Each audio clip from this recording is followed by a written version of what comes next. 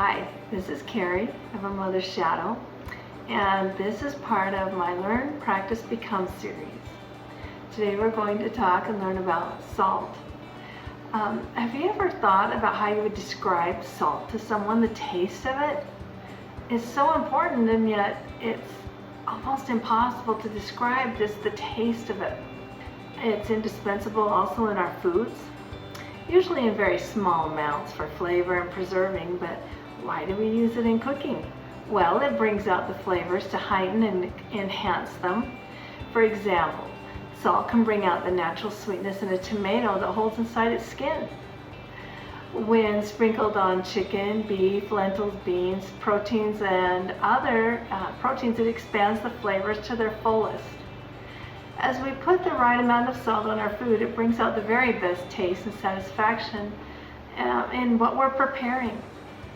There's another common way to use salt when cooking, and that's to prevent food from tasting bitter. For example, a little bit of salt added to dark chocolate makes it taste sweeter. Let me share an experience I had with salt. This is a great analogy. When my family of 5 kids were still living at home and young, I often made bread to save money because also it tasted so good.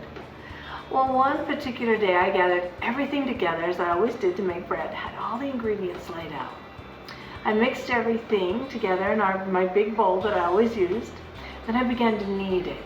I remember it felt great as I turned and pushed the dough from the outside into the center over and over and over until the dough was perfectly kneaded. I prepared the bowl that I had there for it to rise in and set it there, and after the right amount of time I stuck my fingertips into the dough and it left that small indent, just signaling the dough was ready to be formed. It was now time to prepare the bread pans, get them all ready and greased, and put my perfect dough in them, allowing it to rise again. After the final rising, the loaves were ready to go and the oven was heated. The family was alerted because the bread was going into the oven. As the bread baked, the kids and the hubby shoveled in and out of the kitchen asking continually, "When is it going to be done?" Finally, the bread was at the right color of brown. I tipped it out of the pan and thumped it on the bottom, and it sounded hollow, signaling the bread was cooked through and not doughy. It's not a good thing. You gotta have perfectly cooked dough, inside and out. I got out the butter, the homemade jam, and while everyone waited patiently for the bread to be cool enough to cut, finally the highly anticipated moment arrived. Butter was slathered all over, jam dripped off the side of the freshly cut bread. Almost in unison, all 7 of us each took a bite of that wonderful bread. Oh no, something was wrong. The beautiful loaves were edible, sort of, not like we always had, but even with the butter and jam, it couldn't conceal that unanticipated flavor. The bread was missing something vital. I quickly looked back over that recipe that I used over and over and realized I had forgotten the salt. The recipe only required a small amount of salt, but it made all the difference in the outcome of how that bread was and how it tasted. Now that's exactly how it is in our own life. Sometimes we may feel that we can't make a bit of difference. We possibly couldn't with our tiny bit of talent, our little bit of skill, our small amount of time, or our little bit of resources. However, a seemingly insignificant act of kindness or effort to change something positive for a person is it. In this big world of complication, big governments, politics, so many issues that are out of control, it really does make a difference with what we do, with our compassion, our sympathy, our thoughtfulness, and our consideration. It is the salt to transform our family and our community. That is the formula, more than we can imagine. With salt as our focus, let's learn how to practice and become the person we can. This naturally gives us the opportunity to see how easy it is to be a positive influence when we see ourselves as salt. Let's look at some of the important aspects about salt. Salt is indispensable to life. We are indispensable in helping others have a happy and joyful life when we choose to live our own life that way.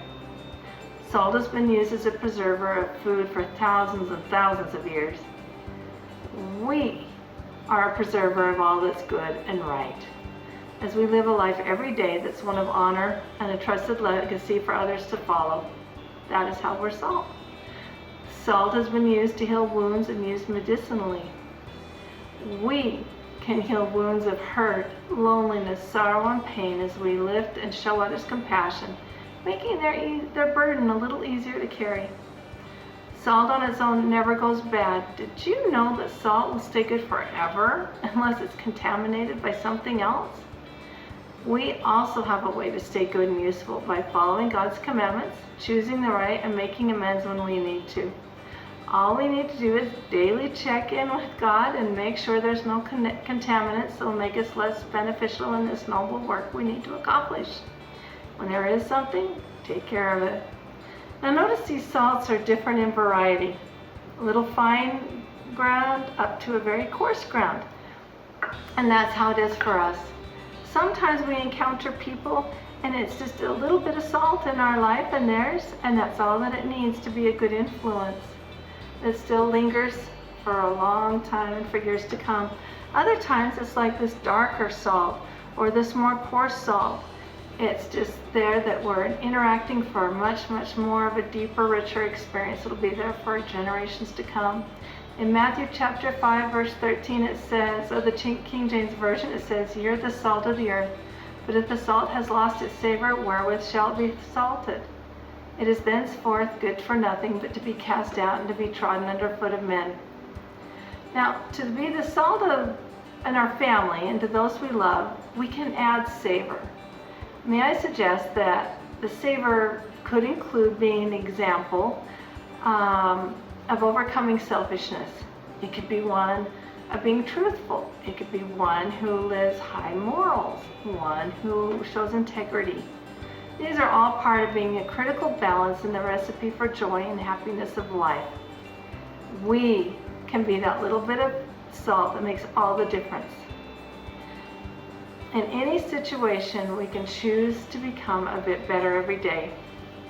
Now, just like salt, we can enhance, we can bring out the best flavor, and we can make life a little sweeter for all those around us.